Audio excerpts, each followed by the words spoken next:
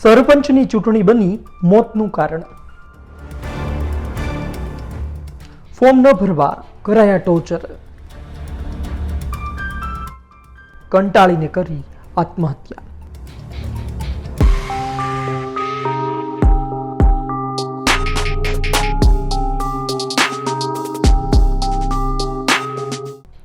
ગઢડાના ઇંગોરાળા ગ્રામ પંચાયતની ચૂંટણી યુવકના મોતનું કારણ બની છે.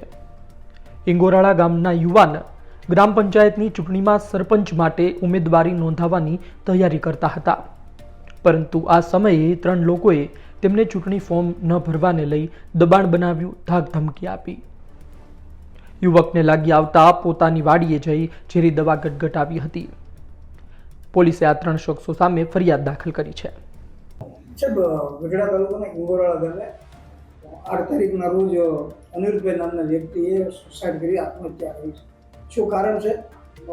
કેટલા લોકો વિરુદ્ધ ફરિયાદ દાખલ થઈ છે? આરોપી પકડાણા? આજે ફરિયાદી છે રણજીતભાઈ દળુભાઈ ખાચર.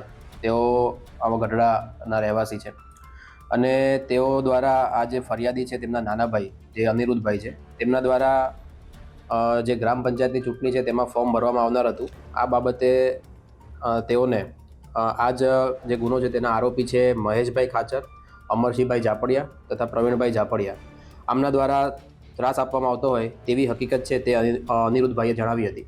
અને આથી અનિરુદ્ધભાઈ છે તે ઝેરી દવા પી અને આત્મહત્યાનો પ્રયત્ન કર્યો હતો અને તેમાં સારવાર દરમિયાન મરણ પામેલ છે. આ બનાવમાં પોલીસ સ્ટેશનમાં ગુનો દાખલ કરવામાં આવ્યો છે. આગળની તપાસ છે તે પીઆઈ શ્રી રાઠોડ ચલાવી રહેલ છે અને આરોપી છે તે ઝડપાઈ ગયેલ છે. આથી તેઓની પૂછપરછ અને રિમાન્ડની પ્રક્રિયા છે તે શરૂ છે.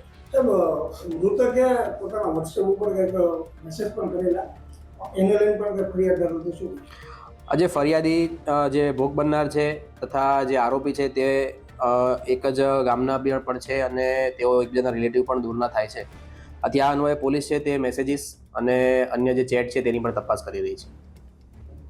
હાલ તો પોલીસે આરોપીની ધરપકડ કરી છે, પરંતુ આ પ્રકારે ચૂંટણીમાં બનતું હોય છે. લોકો ચૂંટણી ન લડે તે માટે દબાણ બનાવવામાં આવતા હોય છે. ઘણી વખત હત્યાની પણ ઘટનાઓ સામે આવતી હોય છે. સંવાદદાતા રઘુવીર મકવાણાનો અહેવાલ, ગુજરાત તક, બોટાદ.